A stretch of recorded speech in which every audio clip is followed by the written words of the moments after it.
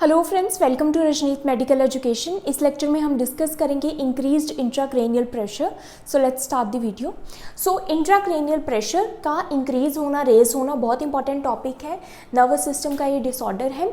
तो intracranial pressure का increase होना, सबसे पहले इंट्राक्रैनियल प्रेशर क्या है? Intra means with in, cranial मतलब क्रेनियम, जो हमारा स्कल है उसको हम क्रेनियम कहते हैं। स्कल का मतलब है कि जो हमारे ब्रेन के सराउंडिंग में जो बोन्स हैं उसको हम स्कल कहते हैं। हार्ड पार्ट होता है ये इंट्राक्रैनियल प्रेशर। तो स्कल के अंदर, क्रेनियम के अंदर जो प्रेशर है उसको हम इंट्राक्रैनियल प्रेशर कहते हैं। और ये आईसीपी क्या है? Is the pressure inside the skull resulting from 3 things. 3 चीज़ों से ये इंट्राक्रैनियल प्रेशर बनता है हमारे स्कल के अंदर, क्रेनियम के अंदर जो प्रेशर बनता है। तो ये 3 चीज़ों के वॉल्यूम से बनता है। फर्स्ट आता है ब्रेन टिश्यू, जो कि 80% बनाता है। तो 80% हमारे ब्रेन में क्या है? ब्रेन के स्ट्रक्चर्स हैं, ब्रेन है, जिसको क्या बोला गया है यहाँ पर? Brain tissue.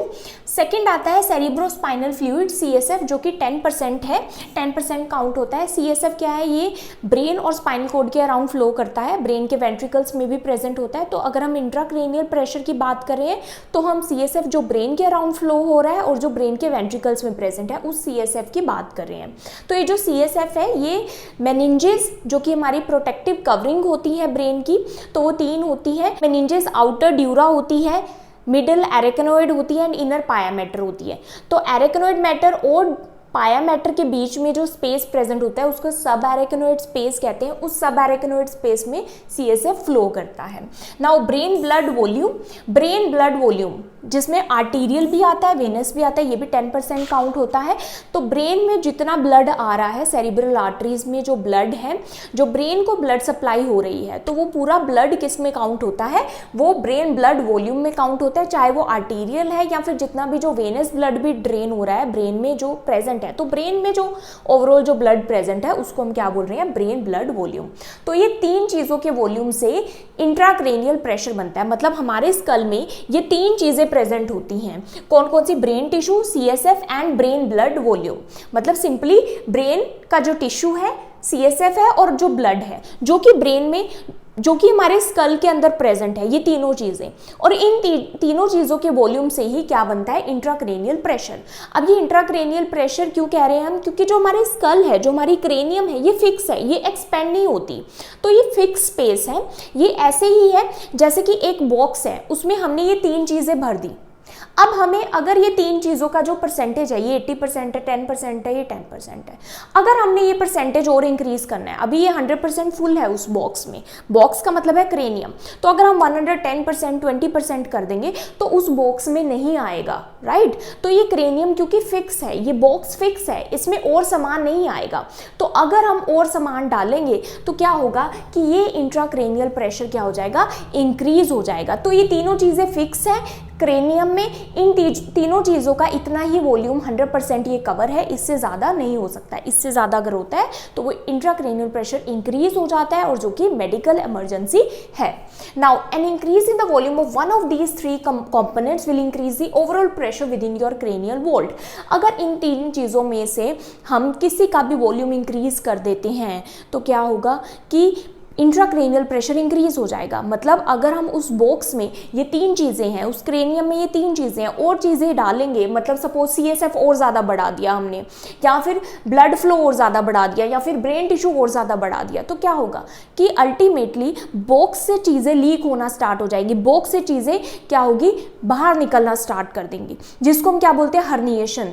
तो इसमें क्या होता है कि ब्रेन में हर्निया भी हो जाता है अगर हम और चीज़ें ऐड कर देंगे। सपोज CSF ज़्यादा हो गया है तो क्या होगा कि ब्रेन के बाकी स्ट्रक्चर्स कॉम्प्रेस होंगे, तो लेकिन स्कल में तो उतनी ही जगह है, जगह उतनी ही है, स्पेस उतना ही है स्कल में। तो अगर हम किसी भी चीज़ का परसेंटेज इंक्रीज कर देंगे तो बाकी चीज़ों पर प्रेशर डलेगा। जब बाकी चीज़ों पे प्रेशर डलेगा तो हर्निया होगा। हर्निया क्या होता है? टिश्यू का मूव कर जाना अपने प्लेस से, बाकी चीज़ें अपने प्लेस से मूव करना स्टार्ट कर देंगी, जो कि मेडिकल इमरजेंसी है। ये बहुत ही लीथल हो सकता है। साथ में ही क्या होगा कि अगर इन तीनों में से किसी भी एक का वॉल्यूम इंक्रीज होता है, थोड़ी देर तक तो ब्रेन उसको कॉम्पनसेट कर लेगा, थोड़ी देर तक उसमें एडजस्टमेंट होती रहेंगी, लेकिन वो टेम्पररी होगा।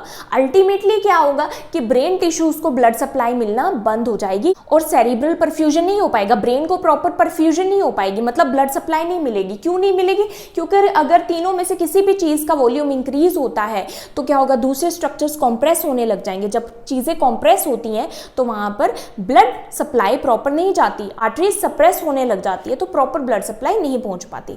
तो increase intracranial pressure typically leads to a decrease blood flow in your brain. अगर इन तीन चीजों में से किसी का भी वॉल्यूम इंक्रीज होता है तो अल्टीमेटली क्या होगा, इंट्राक्रैनियल प्रेशर इंक्रीज हो जाएगा, जिससे क्या होगा, चीजों पर प्रेशर डलेगा, चीजें कंप्रेस होंगी, जो भी ब्रेन में जो स्ट्रक्चर्स हैं वो कंप्रेस होंगे। जब वो प्रेशर से कंप्रेस हो जाएंगे, दबने लग जाएंगे, तो ब्लड सप्लाई कहाँ से मिलेगी? जब ब्लड सप्लाई, सपोज ये आर्टरीज जो ब्लड सप्लाई प्रोवाइड कर रही है ब्रेन टिश्यूज को, जब वही दब जाएंगी तो प्रॉपर ब्लड सप्लाई नहीं मिलेगी। तो जिससे क्या होगा, डिक्रीज सेरिब्रल परफ्यूजन प्रेशर। जो ब्रेन है, सेरिब्रल का यहाँ से मतलब क्या है, ब्रेन, तो परफ्यूजन का मतलब क्या, ब्लड सप्लाई। तो सेरिब्रल परफ्यूजन, जो ब्लड सप्लाई मिल रही है ब्रेन को, वो क्या हो जाएगी, डिक्रीज हो जाएगी। ये क्या है, cerebral perfusion pressure, CPP. Cerebral perfusion pressure क्या होता है, उतना प्रेशर जितना कि जरूरी है ब्लड को ब्रेन तक पहुंचने के लिए। तो ब्लड ब्रेन में आए, इसके लिए एक प्रेशर होता है, जिस प्रेशर को हम क्या बोलते हैं, cerebral perfusion pressure. Proper cerebral perfusion pressure, CPP, क्या बताता है कि ब्रेन को प्रॉपर ब्लड सप्लाई हो रही है। लेकिन अगर सीपीपी डिक्रीज हो जाता है, वो किस वजह से हो सकता है, अगर इंट्राक्रैनियल प्रेशर इंक्रीज होता है, या फिर ब्रेन हर्निएशन हो सकती है इंक्रीज इंट्राक्रैनियल प्रेशर से। क्योंकि अगर प्रेशर इंक्रीज होगा, क्रेनियम में प्रेशर इंक्रीज हो रहा है, स्कल में प्रेशर इंक्रीज हो रहा है, इंक्रीज किस वजह से हो रहा है कि तीनों में से कोई भी कंपोनेंट अगर इंक्रीज होता है तो प्रेशर इंक्रीज होगा। प्रेशर इंक्रीज होगा तो सपोज हम किसी एक क्लोज स्पेस में हैं जहां पर 10 पर्सन की ही जगह है, लेकिन और पर्सन आ रहे हैं, 11th आ गया, 12th आ गया, तो क्या होगा, आगे प्रेशर जाएगा, तो जो अपनी जगह पर खड़ा है वो आगे पुश होगा। इसी तरह से अगर ब्रेन में इन तीनों के कंपोनेंट्स में से किसी का भी प्रेशर इंक्रीज होता है, किसी का भी वॉल्यूम इंक्रीज होता है, तो जो ब्रेन के बाकी स्ट्रक्चर्स हैं उन पर प्रेशर पड़ेगा, जिससे वो अपनी लोकेशन से हट जाएंगे, डिस्प्लेस हो जाएंगे। इसी को क्या बोलते हैं, ब्रेन हर्निएशन, जो कि बहुत लीथल हो सकता है। तो ये क्या है, ब्रेन टिश्यू जब मूव हो जाते हैं उसको ब्रेन हर्निएशन कहते हैं। और अल्टीमेटली इससे क्या होता है, जब ब्रेन में प्रेशर इंक्रीज हो जाता है, इंट्राक्रैनियल प्रेशर इंक्रीज हो जाता है, तो हमारे ब्रेन में बहुत इंपॉर्टेंट स्ट्रक्चर्स हैं, brain stem, bones, mid brain and medulla. तो ये बहुत इंपॉर्टेंट स्ट्रक्चर जिसको ब्रेन स्टेम कहते हैं। और ये ब्रेन स्टेम हमारे इंपॉर्टेंट सेंटर्स को रेगुलेट करते हैं, जैसे कि रेस्पिरेटरी सेंटर, हमारा हार्ट रेट, तो बहुत इंपॉर्टेंट ये सेंटर्स हैं। अगर ये ब्रेन स्टेम डैमेज हो गई तो इसका मतलब क्या है, ना तो हम अलर्ट रहेंगे, ना ही हमारा ब्रीदिंग चलेगा, ब्रीदिंग भी स्टॉप हो जाएगा। तो अल्टीमेटली क्या होता है, जब आईसीपी इंक्रीज होता रहता है तो ब्रेन स्टेम डैमेज हो जाता है। जब ब्रेन स्टेम डैमेज हो जाता है तो हमारा रेस्पिरेटरी बंद हो जाएगा, अलर्टनेस सेंटर भी वहीं पर होता है, हम अलर्ट नहीं रहेंगे। तो अल्टीमेटली उस चीज को हम क्या बोलते हैं कि पर्सन की ब्रेन डेथ हो गई है।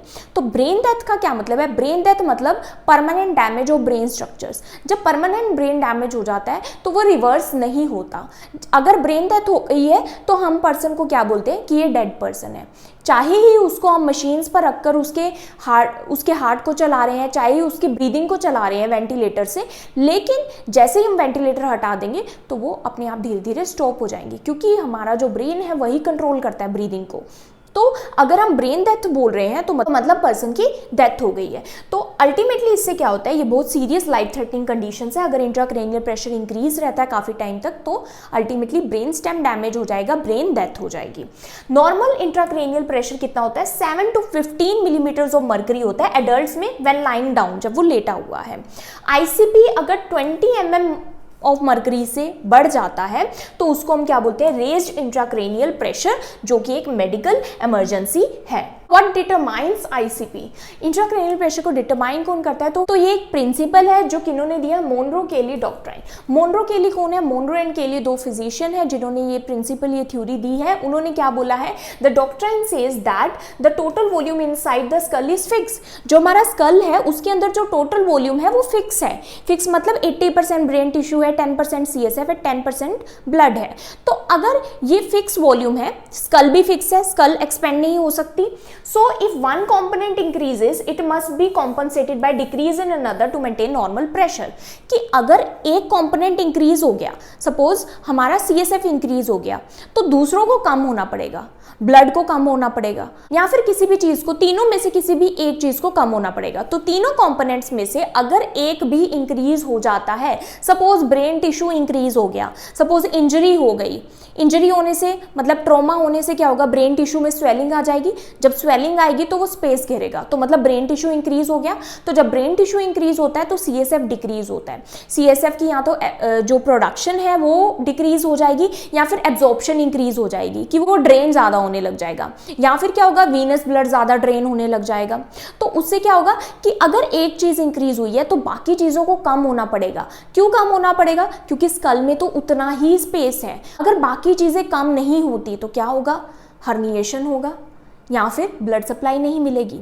तो कॉम्पनसेट होना पड़ेगा सर्वाइव करने के लिए। तो यही इन्होंने बताया है कि टोटल वॉल्यूम जो है स्कल के अंदर वो फिक्स है, अगर एक भी कंपोनेंट इंक्रीज होता है तो दूसरे कंपोनेंट को क्या होना पड़ेगा, डिक्रीज होना पड़ेगा to maintain normal pressure, normal ICP maintain करने के लिए। ये यहाँ पर बताया हुआ है। तो देखो ये नॉर्मल स्टेट है, नॉर्मल स्टेट में क्या है, वीनस वॉल्यूम इतना है, आर्टरी का जो वॉल्यूम है, ब्लड वॉल्यूम इतना है, ब्रेन टिश्यू 80% है, CSF 10% है, 10% ही है, 10% ये ब्रेन इतना है, ठीक है 80%। अब ये नॉर्मल है। अब कॉम्पनसेटेड स्टेट, कॉम्पनसेटेड स्टेट का मतलब है कि ब्रेन टिश्यू में कोई मास आ गया, मास का मतलब है कि कोई लीजन हो गया, कोई ट्रॉमा की वजह से जो ब्रेन का जो टिश्यू का वॉल्यूम है वो इंक्रीज हो गया।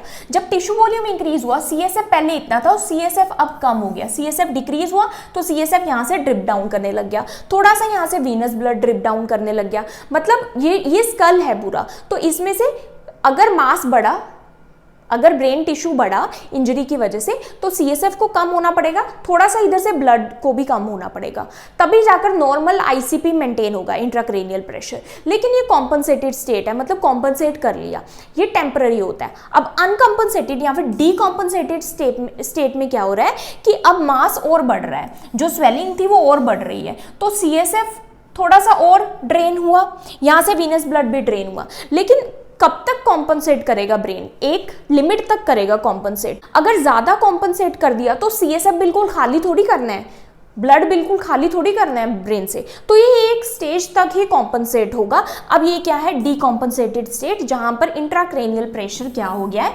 एलिवेट हो गया है। क्यों एलिवेट हो गया? क्योंकि मास जो है, जो ब्रेन में जो लीजन था, जहां स्वेलिंग हुई, वो बढ़ती ही जा रही है, तो अब और कॉम्पनसेट नहीं हो पा रहा। कंपोनेंट्स कौन से हैं? 3 है, brain tissue, CSF and blood. तो एग्जांपल यहाँ पर क्या दिया है, वही अगर ब्रेन में स्वेलिंग हो गई है, स्वेलिंग की वजह से क्या होता है, एडीमा हो जाता है, वहां पर फ्लूइड भर जाता है ब्रेन में, ब्रेन सेल्स के अंदर, ब्रेन के अराउंड, जिससे क्या होता है, स्पेस घिरता है स्कल में। तो CSF या फिर ब्लड को रिड्यूस होना पड़ेगा, अगर नहीं हुआ तो ICP क्या हो जाएगा, एलिवेट हो जाएगा। नाउ सेरिब्रल परफ्यूजन प्रेशर की हम जो बात कर रहे थे, सेरिब्रल परफ्यूजन प्रेशर मतलब उतना प्रेशर जिससे जो ब्लड है वो ब्रेन को मिले, तो ये प्रेशर जरूरी होता है। CPP is the pressure that pushes blood flow to the brain. It tells us how the brain is being supplied with oxygen and nutrients. मतलब इतना प्रेशर होगा तभी इनफ ब्लड ब्रेन को मिल पाएगा फंक्शनिंग के लिए। अगर CPP प्रॉपर है तो इट मीन्स ब्रेन को प्रॉपर ब्लड फ्लो मिल रहा है। जो नॉर्मल CPP होता है वो 60 to 100 मिलीमीटर ऑफ मर्करी होता है। अगर लेस देन 60, इससे कम होता है, तो इसका मतलब ब्रेन रिस्क पर है इस्कीमिया के। इस्कीमिया मतलब poor blood flow, proper blood flow नहीं जा रहा। और अगर 30 से कम हो जाता है तो ब्रेन डेथ हो सकती है। 30 से कम हो गया मतलब बहुत कम ब्लड सप्लाई ब्रेन को जा रही है, मतलब CPP बहुत कम है, तो ब्रेन डेथ हो जाएगी। अब CPP को निकालते कैसे हैं, इसको मैप माइनस ICP करते हैं। मैप का मतलब होता है mean arterial pressure. Mean arterial pressure मतलब हमारी जो आर्टरीज है उसमें कितना प्रेशर है ब्लड का एक हार्ट बीट में, minus ICP minus intracranial pressure. अब इंट्राक्रेनियल प्रेशर हम डिवाइसेस से बताते हैं, जैसे कि जो ICU में जो डिवाइसेस यूज करते हैं, अभी हम आगे देखेंगे ICP कैसे हम देखते हैं। और मीन आर्टीरियल प्रेशर हम कैसे निकालते हैं, मीन आर्टीरियल प्रेशर होता है, मीन आर्टीरियल प्रेशर होता है diastolic BP plus 1/3 into systolic BP minus diastolic BP। तो इसको पल्स प्रेशर भी बोलते हैं, सिस्टोलिक माइनस डायस्टोलिक को। तो अगर 120/80 है BP, तो सिस्टोलिक अपॉन डायस्टोलिक, तो डायस्टोलिक कितना हो जाएगा हमारा 80 plus 1/3 into systolic minus diastolic, तो 120 माइनस 80 कितना हो जाएगा 40 हो जाएगा, राइट। तो इसको अगर हम डिवाइड करते हैं तो ये कितना आता है 13.3 अराउंड, तो ये 80 प्लस 13.3 ये कितना हो जाता है हमारा 93.3, तो मैप हमारा कितना निकलता है अराउंड 93, तो मैप हमारा हो गया 93 माइनस आईसीपी, आईसीपी हमारा कितना है 5 to 15, 7 to 15 या 5 to 15 नॉर्मल होता है, तो सपोज 15 हम ले लेते हैं, तो सीपीपी हमारा कितना आएगा, तो सीपीपी कितना आता है 78, और 78 क्या है 60 to 100 की रेंज में आ रहा है, it means proper blood perfusion है। This is very important. CPP, CPP अगर रिड्यूस होता है 60 या 60 से कम जाता है तो वो क्या इंडिकेट करता है इस्कीमिया, और अगर 30 से कम हो जाता है तो मतलब ब्रेन डेथ। और ये कब होगा, सीपीपी तब कम होगा जब इंट्राक्रैनियल प्रेशर राइज हो रहा है, it means proper blood supply brain तक अब नहीं आ पा रही। Now causes of raised intracranial pressure, क्या क्या कोजेज रहेंगे, सबसे पहला है मास लीजन। मास लीजन का मतलब है कि कोई ग्रोथ, कोई भी स्वेलिंग या फिर कोई भी कलेक्शन ऑफ फ्लूइड जो कि स्कल में स्पेस को घेर रहा है, that is mass lesion. Brain tumour हो सकता है, कोई ट्यूमर अगर हो जाता है तो भी जो स्कल है उसमें क्या होगा, ब्रेन टिश्यू इंक्रीज हो जाएगा, जिससे क्या होगा कि इंट्राक्रैनियल प्रेशर इंक्रीज हो जाएगा। हेमाटोमा मीन्स कोई भी ब्लीडिंग, वो एपिड्यूरल भी हो सकती है, सबड्यूरल, इंट्रासेरिब्रल, तो ब्लीडिंग से भी क्या होगा कि स्पेस ऑक्यूपाई होगा। ब्रेन एब्सेस मतलब अगर पस की जो कलेक्शन है वो हो जाती है तो भी। सेकेंड आता है सेरिब्रल एडीमा। सेरिब्रल एडीमा का क्या मतलब है, स्वेलिंग, मतलब अगर ब्रेन में इंफ्लामेशन हो गई है जिसके कारण स्वेलिंग हो गई है तो ब्रेन के जो सेल्स हैं उनमें फ्लूइड की कलेक्शन हो जाती है, ब्रेन के सेल्स के अंदर या फिर अराउंड फ्लूइड एक्यूमुलेट हो जाता है। सो स्वेलिंग से ये होता है, इंफ्लामेशन से सेरिब्रल एडीमा होता है। कॉजेज आते हैं ट्रॉमा, अगर कोई इंजरी हो जाती है ब्रेन में, ब्रेन टिश्यू में इंजरी होने की वजह से क्या होता है वहां पर स्वेलिंग आ जाती है, इंफ्लामेशन हो जाती है, जिससे सेरिब्रल एडीमा होता है। स्ट्रोक या फिर हाइपोक्सिया, अगर ब्लड सप्लाई प्रॉपर नहीं जा रही, ब्लड सप्लाई रुक गई है ब्रेन में, तो क्या होगा वेजोडाइलेशन होती है जिसके कारण वहां पर फ्लूइड एक्यूमुलेट हो जाता है, सेरिब्रल एडीमा हो सकता है। Liver failure, liver failure, liver का क्या काम है, टॉक्सिन्स को रिमूव करना, और अगर लीवर फेलियर सीवियर है तो अमोनिया का बहुत ज्यादा बिल्डअप हो जाता है ब्रेन में, जिसके कारण सेरिब्रल एडीमा हो सकता है, जिसको हेपेटिक एन्सेफेलोपैथी भी बोलते हैं। मेनिंजाइटिस, मेनिंजिस में अगर इन्फ्लामेशन हो जाती है तो भी इन्फ्लामेशन के कारण वहां सेरिब्रल एडीमा हो सकता है। नाउ थर्ड आता है इंक्रीज सीएसएफ, अगर सेरिब्रोस्पाइनल फ्लूइड का अमाउंट इंक्रीज हो गया, वो कब हो सकता है, हाइड्रोसेफेलस में। हाइड्रोसेफेलस क्या होता है, जहां से सीएसएफ बनता है, वेंट्रिकल से बन रहा है, वहां पर अगर कोई ऑब्स्ट्रक्शन हो गई है तो वेंट्रिकल्स में कोरॉइड प्लेक्सस होता है जो कि सीएसएफ को प्रोड्यूस करता है। अगर सीएसएफ वहीं से ज्यादा प्रोड्यूस हो रहा है या फिर उसकी जो फ्लो है जो वेंट्रिकल से फ्लो करता है फिर सब एराकिनोइड स्पेस में जाता है, तो अगर वेंट्रिकल्स के फ्लो में कहीं ऑब्स्ट्रक्शन है या फिर वहां पर ट्यूमर हो गया है, अगर कोरॉइड प्लेक्सस ट्यूमर होता है तो भी ओवर प्रोडक्शन होती है सीएसएफ की, या फिर अगर ऑब्स्ट्रक्शन हो गई है तो सीएसएफ का बिल्डअप वहीं पर होता रहेगा, आगे सीएसएफ फ्लो नहीं करेगा, ड्रेन नहीं होगा अल्टीमेटली, तो क्या होगा सीएसएफ ज्यादा बनता रहेगा, ज्यादा बिल्डअप होता रहेगा ब्रेन में ही, जिसके कारण हाइड्रोसेफेलस इस कंडीशन को बोलते हैं, जिसके कारण सीएसएफ का अमाउंट ज्यादा हो जाता है ब्रेन में, जिससे इंट्राक्रैनियल प्रेशर रेज होता है। मेनिंजाइटिस, मेनिंजाइटिस से सेरिब्रल एडीमा भी होता है प्लस सीएसएफ का प्रोडक्शन भी इंक्रीज हो सकता है, क्योंकि सब एराकिनोइड स्पेस में ये फ्लो करता है, तो अगर मेनिंजाइटिस हो जाती है, इन्फ्लामेशन हो जाती है, सीएसएफ प्रोडक्शन भी इंक्रीज हो सकती है और एब्जॉर्प्शन भी डिक्रीज हो सकती है सीएसएफ की। उसके बाद सेरिब्रल ब्लड वॉल्यूम इंक्रीज होना, मतलब कि जो ब्लड है जो कि 10% काउंट कर रहा है, जो कि सेरिब्रल मीन्स ब्रेन में जो ब्लड आ रहा है, अगर उसका ब्लड वॉल्यूम ही इंक्रीज हो जाता है, ब्लड ज्यादा आ रहा है, तो वो कब हो सकता है कि हाइपरकैपनिया, अगर CO2 का अमाउंट ज्यादा हो जाता है ब्रेन में, CO2 का अमाउंट ज्यादा होने से क्या होता है, जो ब्रेन की जो ब्लड वेसल्स है वो डायलेट हो जाती है, वेजोडाइलेशन हो जाती है, जिससे ब्रेन ब्लड वॉल्यूम इंक्रीज हो जाता है। हाइपोक्सिया, हाइपोक्सिया अगर ऑक्सीजन सप्लाई नहीं मिल रही ब्रेन को तो भी क्या होता है, वेजोडाइलेशन हो जाती है, क्योंकि ब्रेन जो है कॉम्पनसेट करने की कोशिश करता है, जिसकी वजह से ब्रेन ब्लड वॉल्यूम इंक्रीज हो सकता है। सीजर्स, सीजर्स से क्या होता है कि जो ब्रेन की जो मेटाबॉलिक एक्टिविटी है वो इंक्रीज हो जाती है, जिससे ब्रेन को ज्यादा ऑक्सीजन चाहिए, ज्यादा ऑक्सीजन चाहिए ब्रेन सेल्स को तो वेजोडाइलेशन होगी, इससे भी ब्रेन ब्लड वॉल्यूम इंक्रीज हो जाता है। रप्चर्ड ब्रेन एन्यूरिज्म, अगर कोई ब्रेन की जो आर्टरी है वो रप्चर हो गई है एन्यूरिज्म की वजह से तो वहां पर भी ब्लड वॉल्यूम ज्यादा हो जाता है। तो ये सभी कोजेज हैं जो कि जो स्कल है हमारी, जो क्रेनियम है, उसमें से तीनों कंपोनेंट में से किसी एक को इंक्रीज कर देती है या फिर दो भी इंक्रीज हो सकते हैं। सो डिपेंड करता है, चाहे तो ब्रेन टिश्यू इंक्रीज हो जाए जैसे कि हमने इसमें देखा, यहाँ पर भी ब्रेन टिश्यू भी इंक्रीज हो रहा है, यहाँ पर CSF इंक्रीज हो रहा है, यहाँ पर ब्लड वॉल्यूम इंक्रीज हो रहा है। तीनों में से कोई भी चीज इंक्रीज होती है तो इंट्राक्रेनियल प्रेशर इंक्रीज हो जाता है। नाउ साइन एंड सिम्टम्स इसके देखते हैं। सबसे पहले अर्ली साइंस, जो कि बहुत इंपॉर्टेंट है हेल्थ केयर प्रोफेशनल को, अर्ली साइन देखना। अर्ली साइंस देखेंगे तो हम सीवियर कंडीशन को रोक सकते हैं और डेथ को रोक सकते हैं। तो अर्ली साइंस क्या, headache, constant headache, specially morning में होना। मॉर्निंग में क्या होता है, जब पर्सन लेट कर उठता है तो अगर लाई डाउन करता है तो इंट्राक्रेनियल प्रेशर इंक्रीज होता है लेटे हुए, तो उससे क्या होता है, हेडेक होता है। हेडेक अर्ली साइन है, मतलब कि ब्रेन में क्या है, प्रॉपर ब्लड परफ्यूजन नहीं जा रही, ये अर्ली साइन है। Second, vomiting. वॉमिटिंग क्या होगा, projectile without nausea, very important, कोई नोजिया सेंसेशन नहीं आएगी या फिर फूड से रिलेटेड नहीं होगा, ये एकदम से वॉमिटिंग आना, सडन वॉमिटिंग। प्रोजेक्टाइल वॉमिटिंग मतलब बहुत जोर की वॉमिटिंग आती है, बहुत दूर तक वो वॉमिटिंग जाएगी, तो इसको बोलते हैं प्रोजेक्टाइल वॉमिटिंग। और इसकी पहले ही कोई सेंसेशन नहीं आती, एकदम से सडन वॉमिटिंग आती है। ये क्या होता है, हमारा वॉमिटिंग सेंटर होता है मेड्यूला, जो कि ब्रेन स्टेम में होता है, उसमें अगर डैमेज होता है तो तब ये वॉमिटिंग आती है और ये अर्ली साइन ही है, मतलब डैमेज अभी स्टार्ट ही हुआ है।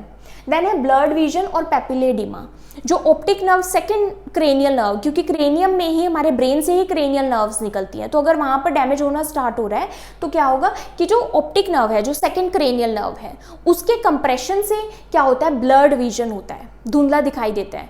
और अगर ऑप्टिक नर्व में, ऑप्टिक डिस्क में स्वेलिंग आती है तो क्या बोलते हैं, पेपिलेडिमा बोलते हैं, मतलब एडिमा होना, मतलब ऑप्टिक डिस्क में स्वेलिंग आनी। देन ऑल्टर्ड कॉन्शियसनेस, अगर ब्रेन को प्रॉपर ब्लड सप्लाई नहीं मिलती, सेरिब्रल परफ्यूजन प्रेशर डिक्रीज होता है, मतलब डिक्रीज्ड मेंटल स्टेटस, जो ब्रेन है वो अलर्ट नहीं रह पाता, वो उसकी जो कॉन्शियसनेस है वो ऑल्टर हो जाती है, या तो वो कंफ्यूज हो जाएगा, ड्राउजी हो जाएगा, तो ये भी अर्ली साइन है। उसके बाद इरिटेबिलिटी, रेस्टलेसनेस और ड्राउजीनेस, सो ये सभी इसी वजह से होता है जब ब्रेन को प्रॉपर परफ्यूजन नहीं मिलती, प्रॉपर ब्लड सप्लाई नहीं मिलती। तो ये बहुत इंपॉर्टेंट है, एग्जाम से पूछे जाते हैं कि अर्ली साइन क्या है। लेट साइंस में सबसे इंपॉर्टेंट आता है कुशिंग्स ट्रायड। लेट साइन का क्या मतलब है, लेट साइन का मतलब है कि कंप्रेशन की वजह से, इंक्रीज्ड इंट्राक्रेनियल प्रेशर होने की वजह से जो इंपॉर्टेंट सेंटर है जो कि ब्रेन स्टेम में है, वो ब्रेन स्टेम कंप्रेस हो रही है, वो डैमेज हो रही है, या तो हर्निया की वजह से हो रही है या फिर क्या हो रहा है कि वहां पर बहुत कम ब्लड सप्लाई जा रही है, तो उसको बोलते हैं कुशिंग ट्रायड। ट्रायड का मतलब है 3 साइंस, तो इसमें ये लेट और सीरियस साइंस होते हैं, और ये क्लासिक लेट साइन है किसका, रेज्ड आईसीपी का। तो इसमें फर्स्ट आता है इंक्रीज सिस्टोलिक बीपी। जो सिस्टोलिक बीपी है, डायस्टोलिक नहीं, डायस्टोलिक नॉर्मल हो सकता है लेकिन सिस्टोलिक बीपी इंक्रीज हो जाएगा। ये क्यों इंक्रीज हो रहा है, क्योंकि ब्रेन अब कॉम्पनसेट कर रहा है। कॉम्पनसेट क्या कर रहा है कि ज्यादा से ज्यादा ब्लड सप्लाई मिले ब्रेन को, क्योंकि ब्रेन को मिल नहीं रही, तो वो पूरी जद्दोजहद कर रहा है ज्यादा ब्लड सप्लाई पहुंचाने की, तो इसलिए सिस्टोलिक बीपी इंक्रीज हो जाता है। ब्रेडिकार्डिया, हार्ट रेट डिक्रीज हो जाता है। एक तो ये इसका भी रिफ्लेक्स है, हाइपरटेंशन का भी, कि हार्ट रेट रिड्यूस हो जाएगा। सेकेंड थिंग क्या है, जो वेगस स्टिमुलेशन होती है ब्रेन स्टेम के कारण, ब्रेन स्टेम डैमेज के कारण हार्ट रेट लो जाता है। Irregular breathing, very important, brain stem में डैमेज होने के कारण, जो कि मेडुला, जो कि हमारा रेस्पिरेटरी सेंटर है, वहां पर डैमेज होने के कारण ब्रीदिंग इरेगुलर हो जाती है, जिसको हम चेनेस स्ट्रोक्स भी बोलते हैं। चेनेस स्ट्रोक्स का मतलब है कि पहले तो शैलो ब्रीदिंग होगी, फिर एकदम से रैपिड ब्रीदिंग होगी, फिर दोबारा स्लो ब्रीदिंग जाएगी, और एक फेज ऐसा आएगा जब ब्रीदिंग क्या होगी, थोड़े टाइम के लिए स्टॉप हो जाएगी, जिसको एपनिया बोलते हैं, एंड दोबारा से ये साइकिल रिपीट होती जाती है। इसको हम क्या बोलते हैं, इरेगुलर ब्रीदिंग। या फिर गैस्पिंग होगी ब्रीदिंग के लिए, ब्रीदिंग लेने के लिए पर्सन गैस्प करेगा। तो ये सभी 3 जो क्लासिक साइन है, ये ब्रेन स्टेम डैमेज होने लग रही है अब, उसके साइंस है। उसके बाद डीकॉर्टिकेट एंड डीसेरिब्रेट। डीकॉर्टिकेट एंड डीसेरिब्रेट क्या है, ये भी जो हमारे ब्रेन के जो इंपॉर्टेंट स्ट्रक्चर्स है, जब वो डैमेज होने स्टार्ट हो जाते हैं तो ये साइन नजर आते हैं। ये है डीकॉर्टिकेट पोस्चर, मतलब पोस्चर चेंज होता है दोनों में। डीकॉर्टिकेट में क्या होता है, सेरिब्रल कॉर्टेक्स डैमेज होता है, उसकी वजह से ही होता है। तो जो आर्म्स हैं वो क्या रहती है, फ्लैक्स होती है यहाँ पर कोर में, तो फ्लैक्स हो जाती है इस तरह से। और ये है डीसेरिब्रेट। सेरिब्रेट ये क्या है, यहाँ पर ब्रेन स्टेम डैमेज हो रही है डीसेरिब्रेट में। ये ज़्यादा सीवियर है। इसमें जो आर्म्स है वो इस तरह से एक्सटेंड रहती हैं, यहाँ पर फ्लेक्स रहेंगे डीकॉर्टिकेट में, क्योंकि यहाँ पर क्या सेरिब्रल कॉर्टेक्स डैमेज हो रहा है कॉर्टिकेट से। डीसेरिब्रेट में ब्रेन स्टेम डैमेज हो रहा है, यहाँ पर क्या है जो आर्म्स हैं वो एक्सटेंड रहेंगी, जो फीट हैं वो इस तरह से पॉइंटेड रहेंगे। ये सीवियर है, इसमें प्रोग्नोसिस बहुत पुअर रहता है। और उसके बाद नक्चुअल रिजिडिटी, इसमें जो हमारी नेक है वो स्टिफ रहती है, तो वो इस तरह से फ्लेक्स नहीं हो पाती। ये मेनिंजेस के डैमेज के कारण होता है। ब्रेन हर्निएशन वेरी सीवियर, जब ब्रेन का कोई भी जो टिश्यू है वो हर्निएट हो जाता है, अपने प्लेस से हट जाता है। तो जब ब्रेन हर्निएशन हो जाती है तो ब्रेन स्टेम डैमेज होती है, ब्रेन स्टेम पर बहुत प्रेशर आता है। सीजर हो सकता है कि अगर ब्रेन टिश्यूज इरिटेट हो रहे हैं तो उनमें एबनॉर्मल एक्टिविटी होती है, जिसके कारण सीजर्स हो सकते हैं। डायलेटेड और अनइक्वल प्यूपिल, ये भी लेट स्टेज है, डायलेट हो जाना प्यूपिल का, और अनइक्वल प्यूपिल हो जाना या फिर फिक्स हो जाना प्यूपिल का। तो जब प्यूपिल में जब लाइट डालते हैं आई में, तो ये सभी डायलेटेड, अनइक्वल या फिर फिक्स प्यूपिल दिखते हैं कि कोई भी लाइट के लिए रिएक्शन नहीं करे। जो थर्ड क्रेनियल नर्व है, ओक्यूलोमोटर नर्व, जब वो डैमेज होती है तब ये साइंस आते हैं। तो ब्रेन स्टेम डैमेज के अगेन साइन। कोमा, जो हमारा अलर्ट सेंटर है ब्रेन स्टेम में, जब वो डैमेज होगा, जब वो सीवियरली डैमेज हो जाएगा तो पर्सन कोमा में जाएगा, तो ये सीवियर स्टेज है। उसके बाद रेस्पिरेटरी अरेस्ट, जब ब्रेन स्टेम कंप्लीटली डैमेज हो जाएगी तो रेस्पिरेटरी अरेस्ट हो जाएगी, तब हम क्या बोलते हैं कि ब्रेन डेथ हो गई है, क्योंकि respiratory centre without brain stem काम नहीं करेगा, तो ब्रीदिंग नहीं होगी। इन्फेंट्स में क्या होता है, क्योंकि जो फोंटेनेल्स हैं वो सॉफ्ट होते हैं, तो इसलिए हेड के ऊपर क्या है, बल्जिंग दिखाई देती है। जब इंट्राक्रेनियल प्रेशर इंक्रीज हो जाता है तो हेड जो है बल्ज हो जाता है।